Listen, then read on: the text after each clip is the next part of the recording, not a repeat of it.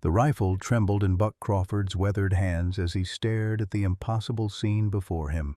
A 73-year-old Cherokee grandmother standing defiantly between his hunting party and a full-grown gray wolf, her frail arms spread wide like a human shield. "Step aside, Grace, or we'll go through you," he growled, but his voice cracked with uncertainty. The wolf wasn't snarling or baring its teeth.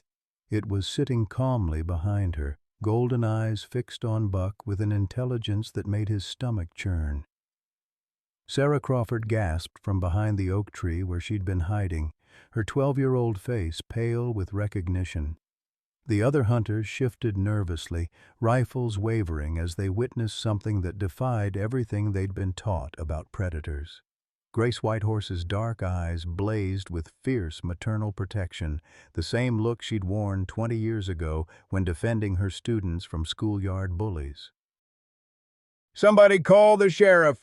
Deputy Martinez shouted into his radio, his own weapon lowering instinctively. What had driven this respected former nurse to risk everything for a creature that could kill her with one bite?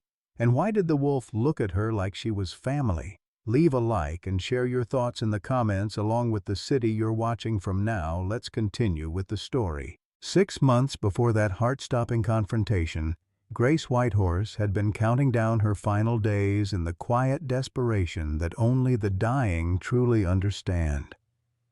The terminal diagnosis sat folded in her jewelry box like a death sentence: congestive heart failure, 6 months if she was lucky.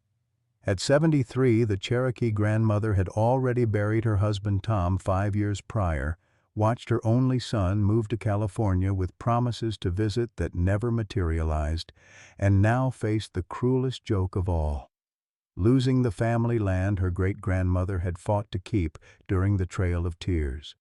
The rustic cabin perched on the edge of the Blue Ridge Mountains had been her sanctuary for 7 decades, its hand-hewn logs holding memories of 4 generations of Whitehorse women. Each morning, Grace would set 2 coffee cups on the pine table Tom had built with his own hands, then quietly put one away before the loneliness could swallow her whole. "Morning, Tom," she'd whisper to his photograph, her voice echoing in rooms that had once buzzed with family laughter. The property taxes had tripled since developers discovered the area, and Grace's Social Security barely covered her heart medication, let alone the mounting bills. She'd stopped taking her pills 3 weeks ago, selling them to buy groceries, telling herself it didn't matter anyway. The chest pains came more frequently now, sharp reminders that time was running out faster than she'd planned. 2 miles down the winding mountain road, Buck Crawford wrestled with his own demons at the Broken Arrow Ranch he'd inherited from his father. At 45, the former Marine carried guilt like shrapnel in his chest. Guilt over the lie that had destroyed his marriage, guilt over the daughter who flinched whenever dogs barked, guilt over the bourbon that had become his evening companion. His ex-wife had taken 12-year-old Sarah to Atlanta after the incident, allowing only weekend visits that felt more like supervised parole. The town of Cedar Ridge, nestled in the valley below, population 3,847, where everybody knew everybody's business except the secrets that mattered most. Grace had taught half the adults at Cedar Ridge Elementary during her 30-year career, earning the kind of respect reserved for saints and war heroes. Buck's family had ranched these mountains for 4 generations, their reputation built on hard work and straight talk until the night everything went sideways. Neither Grace nor Buck knew their lives were about to collide over a creature that would challenge everything they believed about family, forgiveness, and what it truly means to protect the ones you love. In the Cherokee tradition, wolves were considered sacred messengers, spirits that appeared when the balance between worlds needed restoration.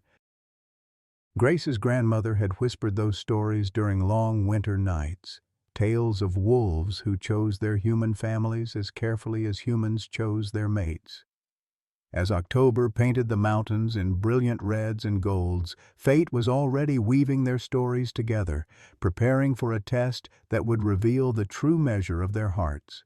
The crisp October morning that changed everything started like any other, with Grace forcing herself out of bed despite the crushing weight in her chest that had nothing to do with her failing heart.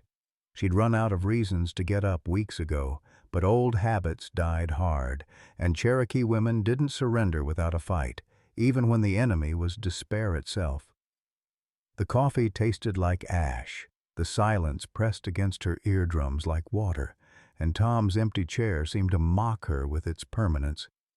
"Well, I'll be hornswoggled," she muttered, catching herself setting 2 plates again. "Grace Whitehorse, you're losing what's left of your marbles." The sound of her own voice startled her. Had it really been 3 days since she'd spoken aloud? The realization hit harder than her chest pains. She was disappearing, becoming a ghost in her own life. The morning walk had become her lifeline, the only thing standing between her and the darkness that whispered from Tom's hunting rifle in the closet. The mountain trail wound through towering pines and ancient oaks, following deer paths her great-grandmother had walked as a child. This land held the bones of her ancestors, their stories carved into every stone and stream. If she was going to die, at least it would be here, where she belonged. The whimpering stopped her cold. Grace froze mid-step, her nurse's instincts kicking in despite retirement. 20 feet off the trail, tangled in what looked like a homemade snare trap, a wolf pup struggled weakly against the wire cutting into its hind leg. The metallic scent of blood mingled with the pine-sweet air, and Grace's heart hammered against her ribs, not from fear, but from rage. Illegal traps were a coward's tool, designed to maim and torture rather than kill cleanly. The pup couldn't have been more than 3 months old, its gray coat matted with blood and dirt. Yellow eyes met hers with a mixture of terror and pleading that reminded her painfully of the children she'd comforted during her teaching years. Nearby, the larger form of what must have been its mother lay still, her body already claimed by the mountain scavengers. "Oh, sweet Lord," Grace whispered, her Cherokee grandmother's voice echoing across the decades. "Nvi-Wado. The wolves are sacred, child. They choose their families as carefully as we choose our prayers." Every rational thought screamed at her to call the wildlife authorities, to leave this to the professionals. But the pup's labored breathing spoke to something deeper than logic, the same instinct that had made her pull countless students back from the brink of giving up, the same fierce protectiveness that had carried her through Tom's cancer battle. Grace approached slowly, her hand steady despite the adrenaline coursing through her system. "Easy, little one," she murmured in Cherokee, the old words flowing like water after years of disuse. "Nvi, I see you. I hear you." The pup's struggles weakened, those intelligent eyes never leaving her face as she carefully examined the wound. The wire had cut deep, infection already setting in around the edges. Without immediate treatment, the pup would be dead by nightfall. Grace's medical training cataloged the injuries automatically: severe laceration, possible nerve damage, dehydration, shock, treatable if she acted fast. "Well, that's a fine kettle of fish," she said, unconsciously echoing her grandmother's favorite expression for impossible situations. Here she was, a dying woman with barely enough money for her own survival, contemplating saving a predator that half the county wanted dead. The decision made itself. Grace shed her jacket, wrapping the pup carefully despite its weak attempts to bite.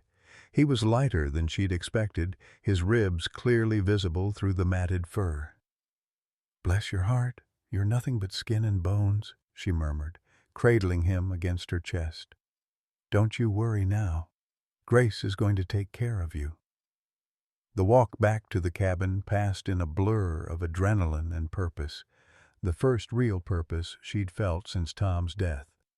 Inside, she cleared the dining table with efficient movements, her hands remembering procedures she'd performed thousands of times. The pup lay still now, conserving what little strength remained, trusting her completely. As Grace gathered her supplies, antiseptic, gauze, the antibiotics she'd been hoarding from her own prescription, she felt something crack open in her chest. Not her failing heart, but something deeper. The crushing loneliness that had been suffocating her for months suddenly had competition. "What am I going to call you?" she asked, carefully cleaning the wound. The pup's eyes tracked her movements, alert despite his condition. "Spirit," she decided, the Cherokee word envy rolling off her tongue like a prayer. "You came to me like a spirit, so spirit you'll be." For the first time in months, Grace Whitehorse had something to live for. 2 months had passed since Spirit entered Grace's life like answered prayer, and the transformation was nothing short of miraculous. The wolf pup had grown from a dying creature into a sleek, intelligent companion who seemed to understand Grace's every mood and need. What started as a rescue mission had become something deeper, a bond that defied explanation and challenged everything the local community believed about the nature of wild predators. Grace had stopped counting her remaining days and started planning for tomorrow again. Spirit had a way of nudging her awake each morning with gentle persistence, as if he sensed her tendency to drift toward the darkness that had nearly claimed her. The pup had claimed Tom's old recliner as his favorite spot, curling up in the exact place where her husband used to read his evening paper. Instead of pain, the sight now brought Grace unexpected comfort. "Well, I'll be," she murmured one December morning, watching Spirit carefully carry her heart medication bottle to her bedside. The pills she'd been selling to buy his food had somehow become a priority again, not for her own sake, but because Spirit seemed to know when she forgot them. His golden eyes would fix on her with an intensity that brooked no argument until she took her medication. The first whispers of trouble began at Morrison's General Store, where Cedar Ridge's unofficial news network gathered every morning over coffee and gossip. Farmer Jenkins had lost 3 chickens the previous week, their coop broken into with a precision that spoke of predator intelligence. The tracks in the mud told a story that made the old-timers nervous. Large paw prints, too big for the average dog, too organized for a random attack. "That's wolf sign if I ever seen it," Jenkins declared, slapping photographs on the store counter. "Had my granddaddy's chickens for 20 years. Never lost one to anything but old age. Now this." The images showed the aftermath of what looked like surgical precision. No wasted violence, no scattered feathers, just 3 birds taken cleanly and efficiently. Buck Crawford studied the photos with the intensity of a man haunted by old ghosts. His hands trembled slightly as he traced the paw prints, memories flooding back of another attack, another set of tracks, another night when everything went wrong. "How big you figure this one is?" he asked, his voice carefully controlled. "Big enough to take down a full-grown sheep if it wanted," Jenkins replied. "My neighbor up the mountain lost a lamb last month, found it half-eaten, buried under leaves like they do." The gathered men shifted uneasily, their conversations turning to protection measures and hunting strategies. Buck's jaw tightened as he remembered his daughter Sarah's screams echoing through their backyard 3 years ago, the sight of her small body covered in blood, the lies he'd told to cover his own negligence. The official report blamed a pack of wild wolves for the attack that left Sarah with permanent scars and a terror of large dogs. The truth, that his own illegal wolf-dog hybrid had turned on his child, remained buried under layers of guilt and bourbon-soaked nights. "We need to organize a hunting party," Buck announced, his voice carrying the authority of a man who'd served 2 tours in Afghanistan. "Track this thing down before it gets bold enough to go after kids." The suggestion was met with immediate agreement from the gathered men, their fear transforming into the kind of righteous anger that had driven frontier justice for generations. Within hours, the news had spread through Cedar Ridge like wildfire. The town's Facebook page exploded with amateur theories and secondhand sightings. Parents walked their children to school instead of letting them take the bus. The local gun shop sold out of ammunition by noon.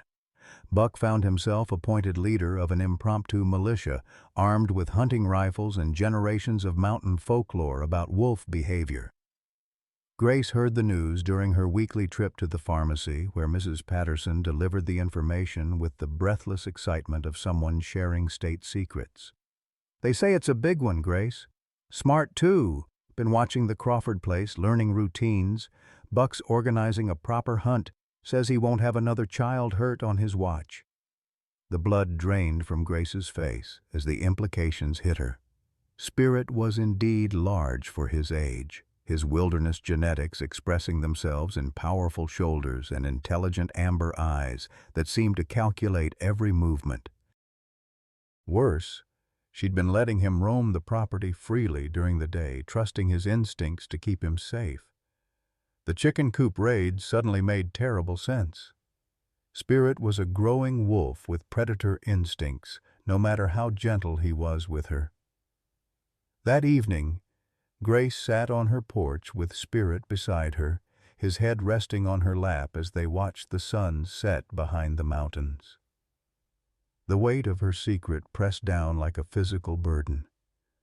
Every day she delayed telling the truth increased the danger, both to Spirit and to the community she'd served for decades. "What am I going to do with you, sweet boy?" she whispered, her fingers working through his thick fur. Spirit looked up at her with those impossibly intelligent eyes, as if he understood the gravity of their situation. "They're hunting you, and they don't even know you're the gentlest soul I've ever met." The irony wasn't lost on her. She'd spent her career teaching children to tell the truth, to face difficult situations with honesty and courage.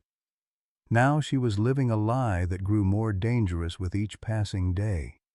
But the thought of losing Spirit, of watching him die for the crime of being what nature made him, felt like losing Tom all over again. Grace made her decision in that moment, watching Spirit's ears prick up at the distant sound of Buck's pickup truck driving past on the main road. She would protect her family, even if that family had 4 legs and could bring down a full-grown man with 1 bite. The hunters could search all they wanted, but they would never find what they were looking for, because Grace Whitehorse had become very good at keeping secrets. The real test would come when Buck Crawford knocked on her door with questions she couldn't answer honestly. The bitter winter months that followed Grace's confrontation with the hunters became a time of unexpected transformation, as secrets whispered in Cherokee lullabies and bonds forged in silence grew stronger than the community's fear. Spirit had evolved from a dying pup into a magnificent creature whose intelligence seemed to bridge the gap between wild instinct and domestic devotion, creating a relationship that defied every assumption about the nature of predators and their supposed victims. Each morning, Grace would wake to find Spirit's massive head resting gently on her chest, his amber eyes watching her with the kind of devoted attention usually reserved for newborn mothers monitoring their children. The wolf had developed an uncanny ability to sense her heart episodes before they began, nudging her medication bottle toward her trembling hands and positioning his warm body against her side during the worst moments. "Well, I'll be hornswoggled," she would whisper, stroking his thick winter coat. "You're a better nurse than I ever was, sweet boy." The pills she'd once sold to buy his food had mysteriously reappeared in her medicine cabinet, though Grace suspected Spirit's nocturnal wanderings might have something to do with the rabbits and fish that appeared regularly on her doorstep. Her Cherokee grandmother had always said wolves were providers, but Grace had never imagined one would learn to hunt specifically to supplement an elderly woman's meager pantry. What truly amazed her was Spirit's growing understanding of human language, not just commands, but conversations. When Grace spoke Cherokee, his ears would perk up with particular attention, as if the ancient words carried meanings his wild heritage could still comprehend. During her loneliest evenings, she would tell him stories of her great-grandmother's wolf guardians, and Spirit would rest his chin on her lap, those intelligent eyes seeming to absorb every word. The first secret visitor arrived on a snow-dusted February afternoon when Grace heard a tentative knock at her back door. She opened it to find Sarah Crawford, Buck's 12-year-old daughter, standing in the cold with a small backpack and tears streaming down her face. "Please, don't tell my dad," Sarah whispered, her young voice breaking with desperation. "I know about Spirit. I've been watching from the forest when Dad brings me for weekend visits. He's not dangerous like everyone says, is he?" Grace studied the child's face, seeing the same haunted look she'd recognized in countless students over the years, the expression of someone carrying secrets too heavy for their age. "Come inside, honey. You're freezing to death out there." Spirit appeared in the kitchen doorway, his massive frame filling the space, and Grace held her breath as predator and child faced each other for the first time up close. Sarah's eyes widened, but instead of fear, her expression showed wonder. Spirit approached slowly, his movements deliberate and gentle, until he sat directly in front of the girl and extended one massive paw. "He's beautiful," Sarah breathed, carefully placing her small hand on his paw. "Dad says wolves killed me, but that's not true, is it? It was Rex, our dog that Dad brought home that was half wild. Rex hurt me because Dad didn't understand what he was getting into." The truth hit Grace like a physical blow. This child had been carrying the weight of her father's lies for 3 years, protecting Buck's secret while he waged war against innocent creatures. "Oh, sweetheart," Grace said, pulling Sarah into a fierce hug. "You've been so brave keeping that inside." From that day forward, Sarah became Spirit's most devoted friend and Grace's eager student in Cherokee traditions. The girl would arrive each weekend with carefully packed supplies, treats for Spirit that she'd bought with her allowance, notebooks to record the stories Grace shared about wolf behavior and tribal customs, and most importantly, a hunger for truth that had been starved by years of family lies. "My real grandmother, Dad's mom, she thinks wolves are evil too," Sarah confided one afternoon while helping Grace prepare Spirit's dinner. "But you're teaching me about your grandmother's stories, about wolves being protectors and family members. Which one is true?" Grace smiled, watching Spirit wait patiently for his food despite the obvious hunger in his amber eyes. "Maybe they're both true, honey. Maybe some wolves are dangerous because they've been hurt or scared, and some wolves become family because they've been loved and understood. People aren't all the same, and neither are wolves." Meanwhile, Buck's drinking had escalated as his frustration with the failed hunt consumed him. Grace could hear the stories at Morrison's General Store. Buck Crawford, the war hero who'd promised to protect the community, stumbling drunk through downtown Cedar Ridge, ranting about the intelligent wolf that seemed to anticipate every trap and tracking attempt. "That animal's smarter than any natural wolf," Buck had declared to anyone who'd listen. "It's learning our patterns, staying ahead of us, like it understands human strategy. We need federal help, professional trackers with dogs that won't be fooled." The irony wasn't lost on Grace that Buck was describing Spirit's intelligence as evidence of his danger, when in reality that same intelligence was being used to carefully avoid humans, to hunt only what was necessary for survival, and to love an elderly woman with a devotion that humbled her every single day. As winter deepened into March, Grace felt the weight of her secret growing heavier. Spirit now stood nearly 3 feet at the shoulder, his thick coat and powerful build making it impossible to mistake him for any domestic breed. Their secret walks had become increasingly dangerous as Buck's hunting parties expanded their search patterns, using tracking dogs and night vision equipment borrowed from the county sheriff's department. "We can't hide forever, can we, Spirit?" Grace asked one evening as they sat together watching the sunset paint the mountains in shades of pink and gold. Spirit looked up at her with those impossibly intelligent eyes, and Grace swore she could see understanding there, the knowledge that their peaceful isolation was living on borrowed time. The Cherokee elders had always taught that truth had its own timeline, that secrets revealed themselves when the universe decided the moment was right. As Grace held Spirit close and felt his steady heartbeat against her side, she wondered if their time of reckoning was finally approaching. The March morning that would change everything forever dawned gray and cold, with the kind of bitter wind that cuts through mountain valleys like a knife. Grace woke to the sound of truck engines rumbling up her gravel driveway. Not one vehicle, but several, their headlights cutting through the pre-dawn darkness like angry eyes. Spirit raised his head from his position beside her bed, ears alert, a low growl building in his chest as the scent of armed men and fear drifted through the cabin walls. "Easy, boy," Grace whispered, her heart hammering against her ribs with a rhythm that had nothing to do with her medication. She'd known this day would come eventually, but the reality of it hit her like a physical blow.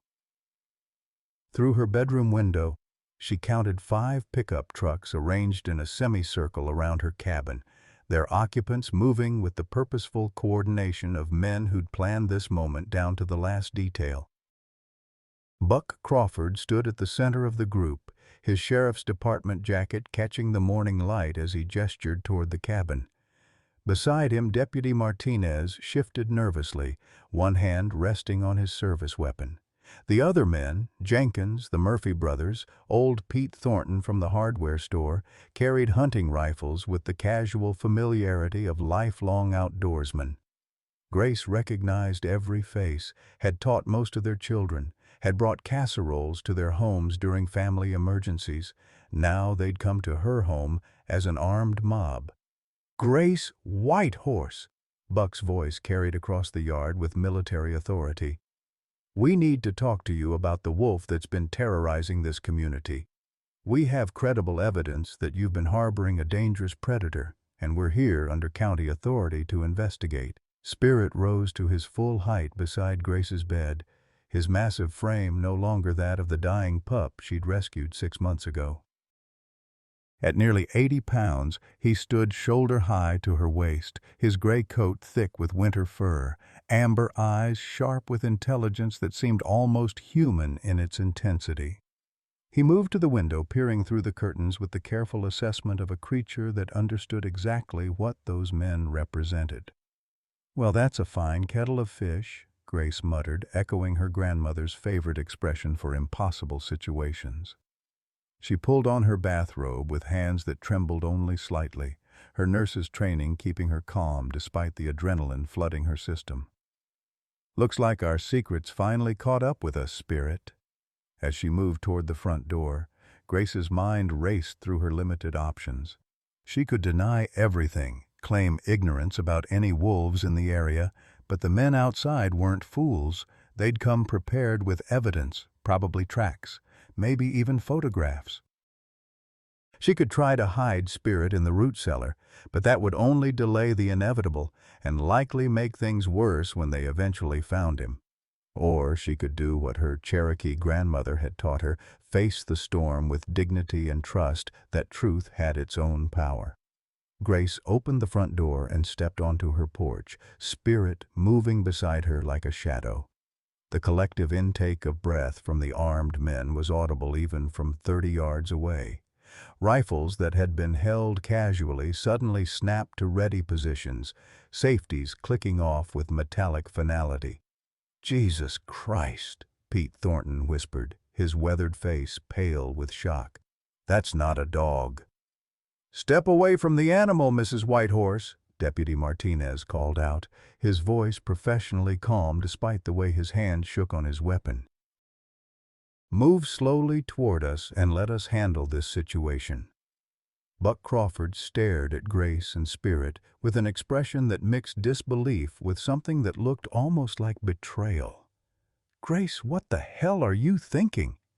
That thing could kill you before we could get a shot off."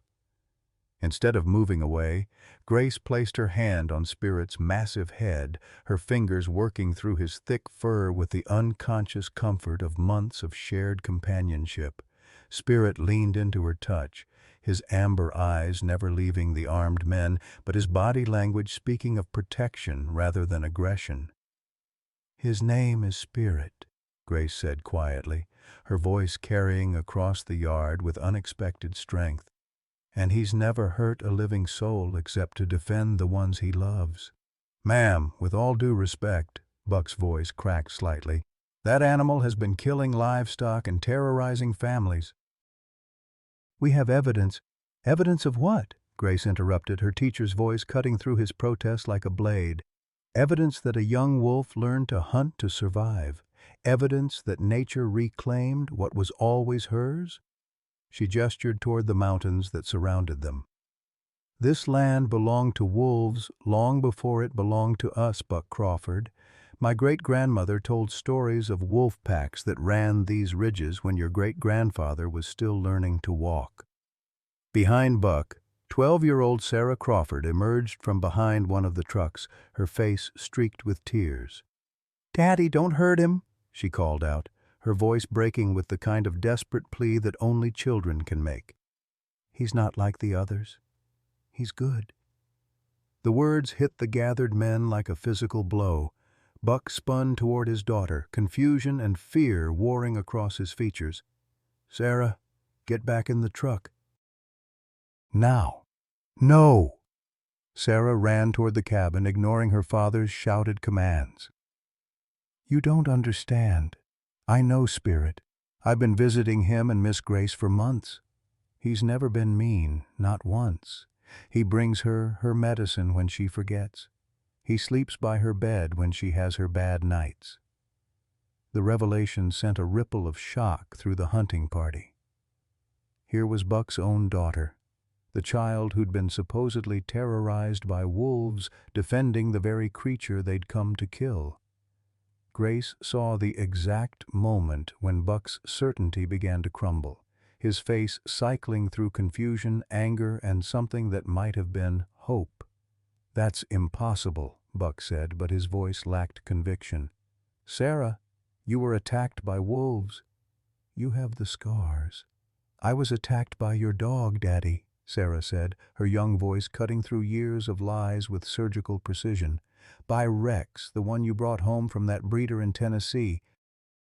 The one that was half wolf that you never told Mama about.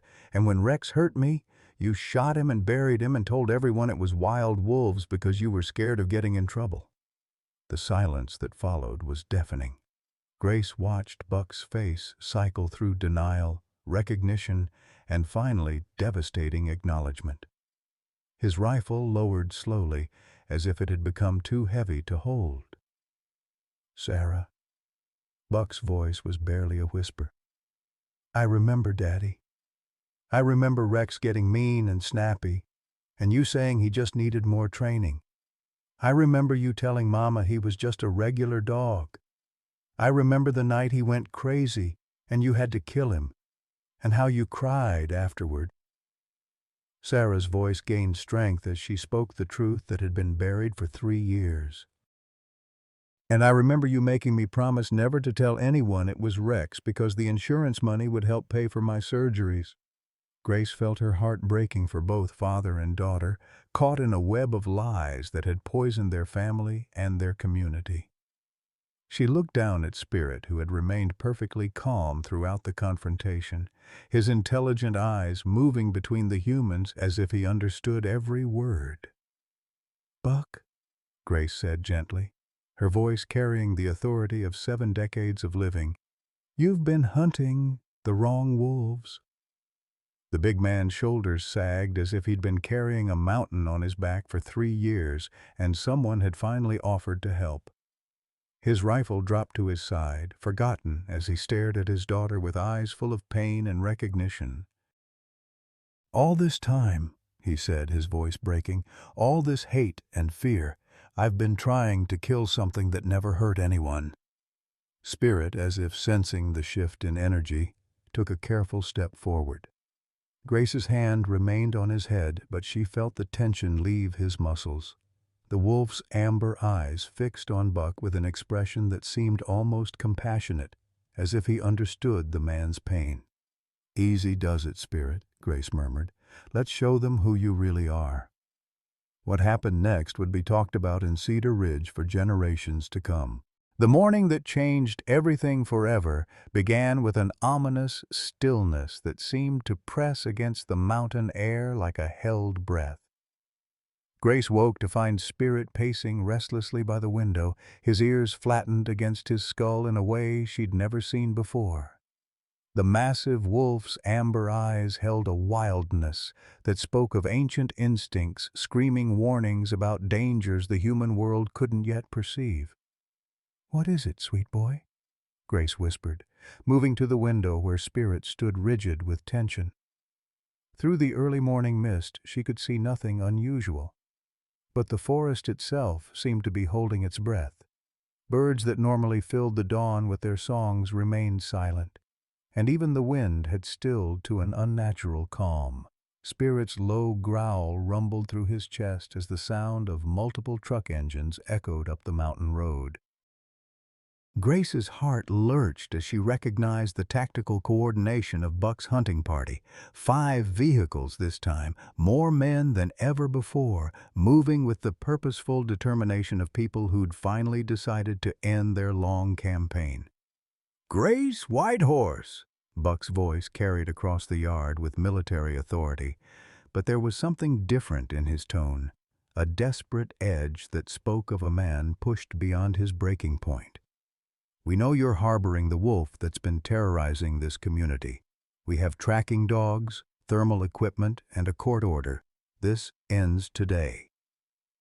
Through her bedroom window, Grace could see the assembled force. Buck leading the group with Deputy Martinez beside him, both men armed and wearing the grim expressions of people preparing for a confrontation they hoped to avoid. Behind them stood Jenkins, the Murphy brothers, Pete Thornton, and several other men she'd taught as children, now pointing weapons toward her home with the reluctant determination of people who believed they were protecting their families. Spirit moved to Grace's side, his massive frame pressed against her legs, but his posture spoke of protection rather than aggression. Even now, facing the threat of death, the wolf's first instinct was to shield the woman who'd saved his life 8 months ago. "I won't let them hurt you," Grace said firmly, her Cherokee grandmother's voice echoing across the decades with stories of courage in the face of impossible odds. She pulled on her bathrobe and moved toward the front door, Spirit padding silently beside her with the fluid grace of a creature born to face danger with dignity.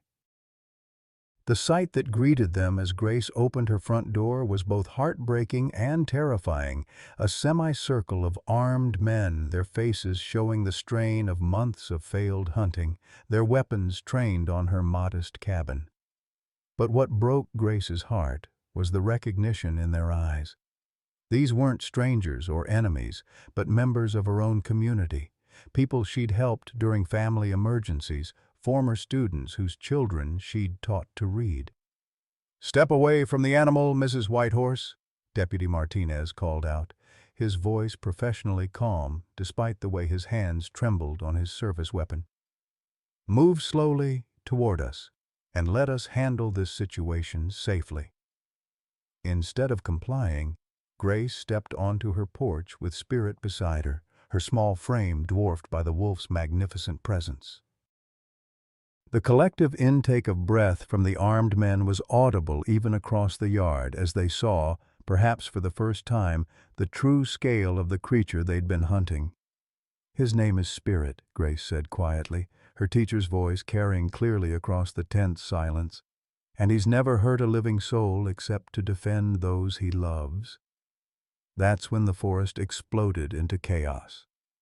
The massive black bear emerged from the tree line like a force of nature unleashed, its thick fur bristling with territorial fury as it registered the presence of humans in its domain. At over 400 pounds, the sow was protecting cubs somewhere nearby, and the scent of fear and adrenaline from the hunting party had triggered every protective instinct in her powerful frame. Buck Crawford, standing closest to the forest edge, found himself directly in the bear's path as she charged with the devastating speed of a freight train. His rifle clattered to the ground as massive claws raked across his chest, sending him sprawling onto the frozen earth with a cry that shattered the morning stillness. What happened next would be talked about in Cedar Ridge for generations, the moment when enemies became family, when prejudice transformed into understanding, and when a wolf proved that love knows no boundaries between species. The veterinary hospital's waiting room had become an unlikely sanctuary where enemies transformed into family, where decades of lies finally crumbled under the weight of truth. Grace sat hunched in an uncomfortable plastic chair, her Cherokee features etched with exhaustion and worry, while Buck Crawford paced the linoleum floor like a caged animal. 3 hours had passed since Spirit disappeared behind the surgical doors. 3 hours that felt like a lifetime stretched thin over the sharp edge of hope and despair. Sarah Crawford had fallen asleep against Grace's shoulder, her 12-year-old face still streaked with dried tears, one small hand clutching the wolf charm Grace had given her, a piece of Cherokee silver that had belonged to her great-grandmother.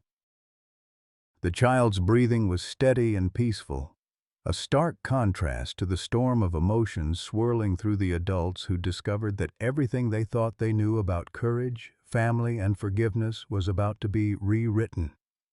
"I need to tell you something," Buck said suddenly, his voice cracking like thin ice. He stopped pacing and faced Grace directly, his weathered hands trembling as he pulled a worn photograph from his wallet. "About Rex. About what really happened that night." Grace studied the picture he handed her, a younger buck standing proudly next to a magnificent animal that was clearly more wolf than dog, its amber eyes and powerful build unmistakably wild. In the background, a toddler, Sarah, played in their backyard, oblivious to the predator her father had brought into their home. "I was so damn proud," Buck whispered, his voice barely audible. "Thought I was special, you know, having a real wolf-dog hybrid." Paid $3,000 to some backyard breeder in Tennessee who swore Rex was 90% timber wolf, 10% Malamute, said he'd make the perfect guard dog for the ranch. Grace's nurse instincts recognized the symptoms of a man finally purging poison from his soul. She remained silent, letting Buck's confession flow like water breaking through a dam. Rex was beautiful, smart as hell, but he was never really tame. I told myself he was just independent, just needed the right training. When Linda asked about his papers, I lied. When the vet asked about his breed, I lied. When Sarah started getting nervous around him, I told her she was being silly. Buck's voice grew thick with self-loathing. I convinced my family to live with a loaded gun because my ego couldn't admit I'd made a mistake. The surgical waiting room seemed to close in around them as Buck continued his confession. Outside, the first snow of the season began to fall, coating the windows with crystalline patterns that reminded Grace of the traditional Cherokee belief that winter brought clarity to clouded vision. The night it happened, Linda was at her book club, Sarah was playing in the living room with her dolls, and Rex was lying by the fireplace like he always did. Everything seemed normal until Sarah accidentally stepped on his tail. Buck's hands clenched into fists as the memory overwhelmed him. Rex went from calm to vicious in half a second. He grabbed Sarah by the shoulder and shook her like a rag doll. Grace closed her eyes, imagining the terror that must have filled that house, the sound of a child's screams, the desperate panic of a father watching his worst nightmare unfold. Sarah stirred against her shoulder but didn't wake, lost in dreams that Grace hoped were gentler than her father's memories. "I killed him with my bare hands," Buck continued, his voice flat with remembered horror. "Choked the life out of him while Sarah bled on the carpet. Then I carried her to the truck and drove like hell to the hospital, making up the Wolfpack story during the ride, told the doctors, told the police, told Linda when she met us at the emergency room. The confession hung in the air like smoke, acrid and inescapable. Grace reached out and placed her weathered hand on Buck's arm, feeling the tremor of suppressed emotion running through his muscles. The insurance company paid out $50,000 for the wolf attack, Buck said bitterly. Enough to cover Sarah's reconstructive surgery, and then some. Linda never questioned the story. She was too busy trying to help Sarah heal, but I knew. Every time I looked at my daughter's scars, I knew I was responsible. So you started hunting wolves, Grace said quietly, understanding finally dawning. You transferred your guilt onto innocent animals. Buck nodded miserably. Every wolf I killed was Rex. Every hunting trip was me trying to undo that night, trying to prove I could protect my family from the monsters I'd invited in. When Linda found out about the lies 3 years later, found Rex's registration papers in my desk drawer, she took Sarah and left. Said she couldn't trust a man who'd sacrificed truth for convenience. The pieces of Cedar Ridge's recent history suddenly fell into place for Grace. Buck's escalating drinking, his obsession with wolf hunting, his reputation as the man who'd protect the community from predators. It was all built on the foundation of one terrible lie that had metastasized into a cancer eating away at his soul. And then you saw Spirit, Grace said, her voice gentle with understanding. And then I saw Spirit, Buck confirmed, his laugh bitter as winter wind. A real wolf, living peacefully with the kindest woman in 3 counties. Everything I'd been telling myself about wolves being mindless killers was exposed as bullshit. Spirit never hurt Sarah during all those secret visits. He never attacked anyone, never showed aggression unless protecting someone he loved.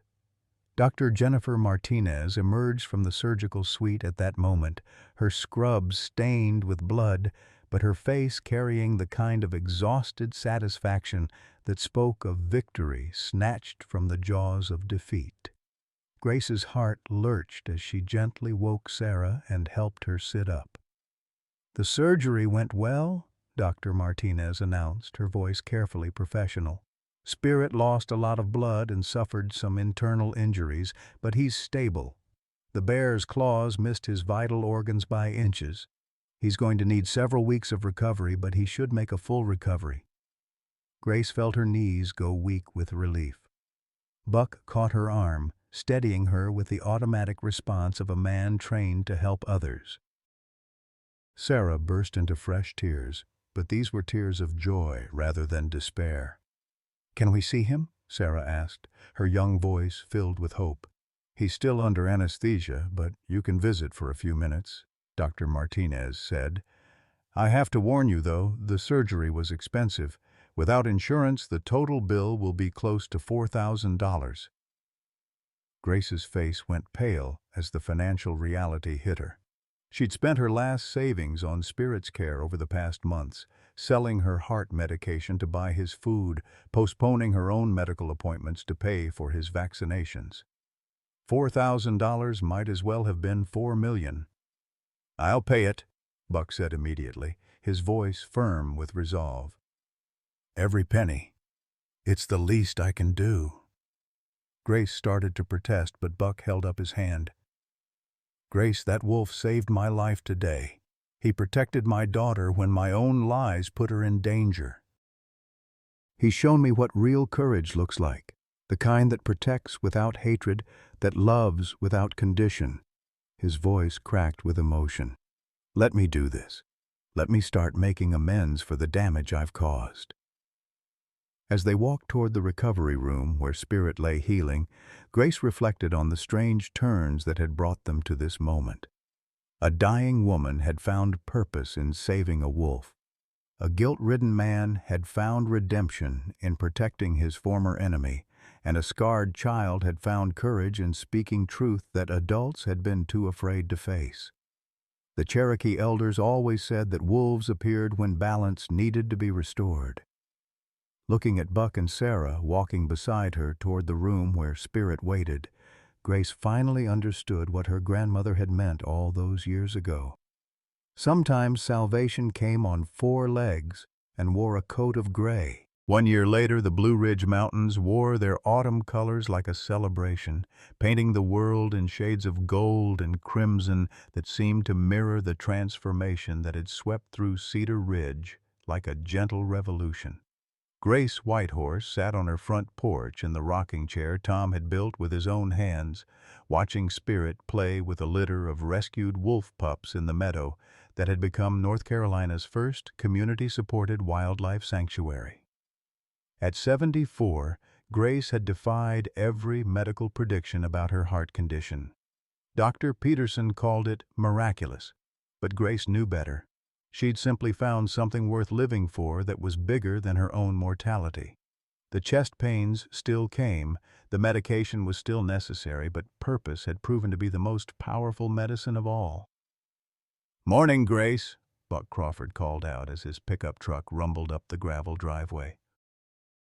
He climbed out slowly, favoring the leg that still bore scars from the bear attack, but his face carried a peace that had been absent for years. Sarah bounded out of the passenger side, her backpack full of school supplies, and her expression bright with the kind of joy that only comes from living without secrets. "Well, I'll be hornswoggled," Grace chuckled, using her grandmother's favorite expression as she watched Buck approach. "Don't you two look like the cat that swallowed the canary?" The transformation in Buck Crawford was perhaps the most remarkable of all the changes that had rippled through their community. The man who had once led hunting parties against wolves now served as the sanctuary's head of security, his military training and intimate knowledge of the mountains making him the perfect guardian for the creatures he'd once sought to destroy. His guilt had transformed into purpose, his hatred into understanding. "We brought the monthly report," Sarah said, pulling a folder from her backpack with the professional pride of someone taking her responsibilities seriously.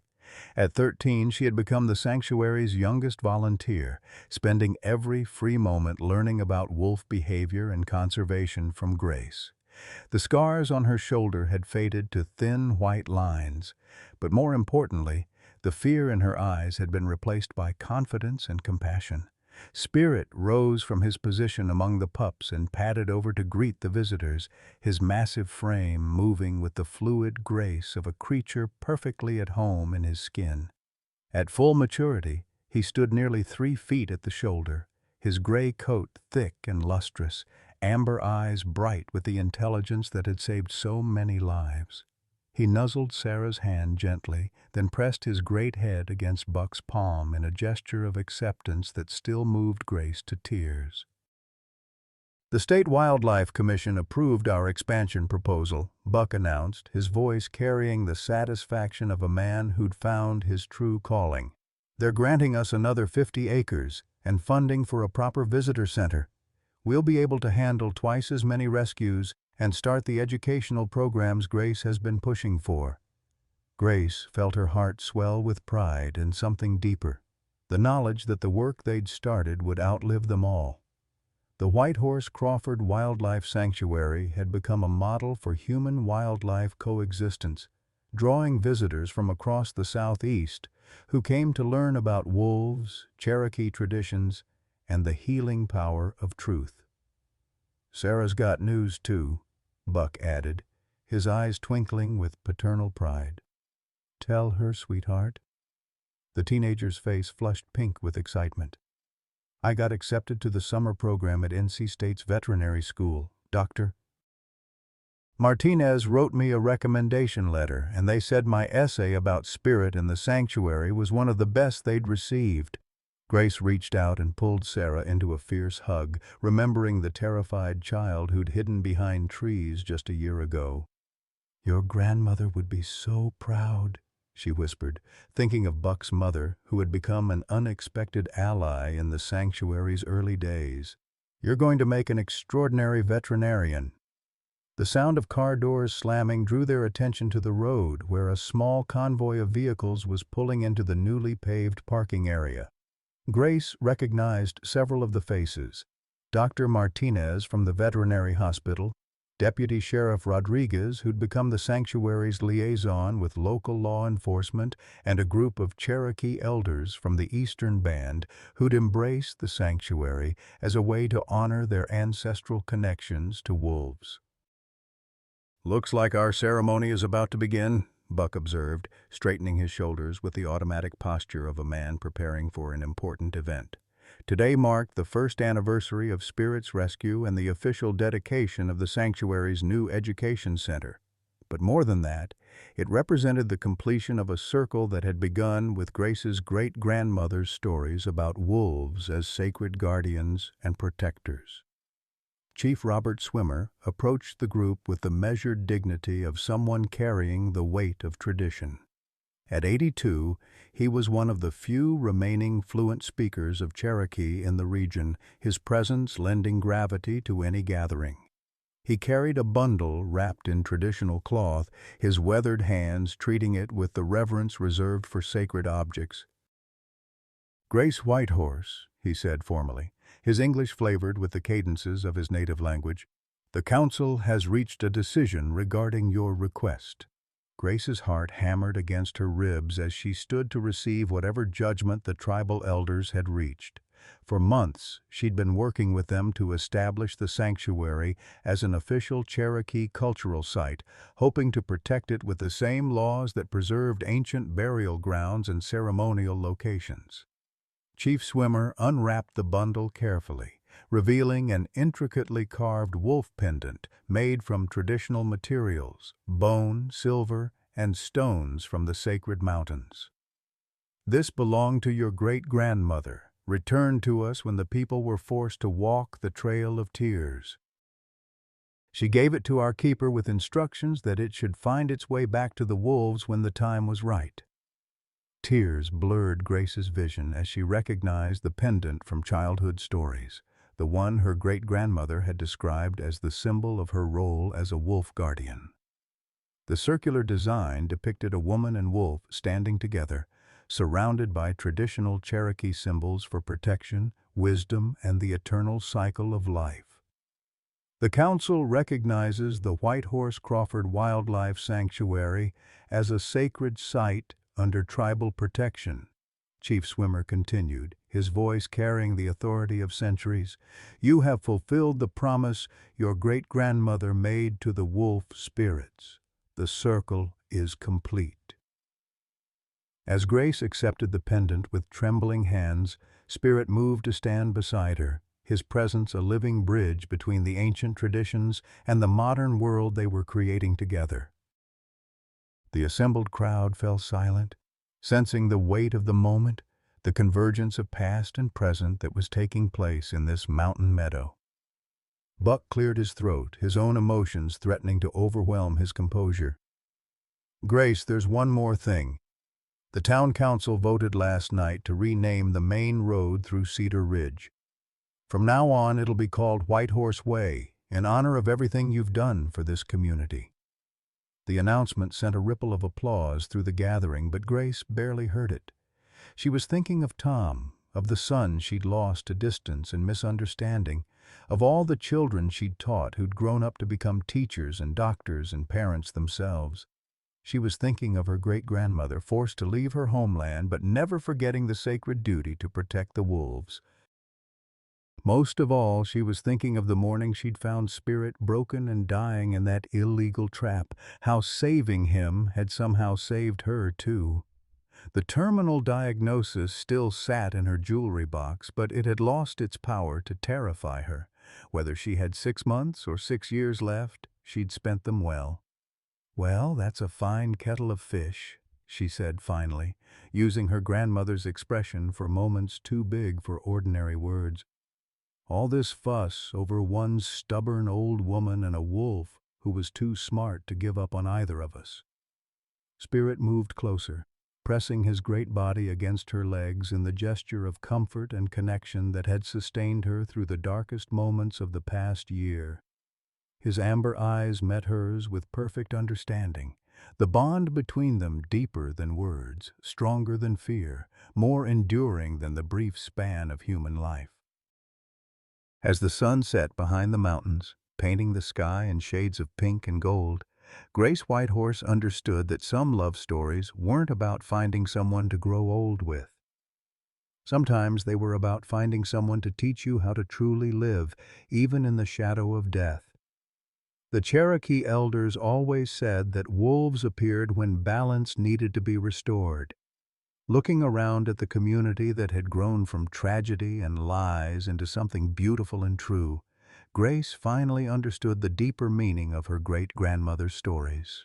Sometimes salvation came on four legs, wore a coat of gray, and taught an entire town the difference between fear and wisdom. Sometimes the greatest love stories begin when we think our story is ending. Grace Whitehorse thought her purpose died with her husband, that her final chapter would be written in loneliness and regret. At 73, facing a terminal diagnosis and crushing isolation, she discovered that family isn't always blood. Sometimes it comes on four paws with amber eyes and a heart bigger than fear itself.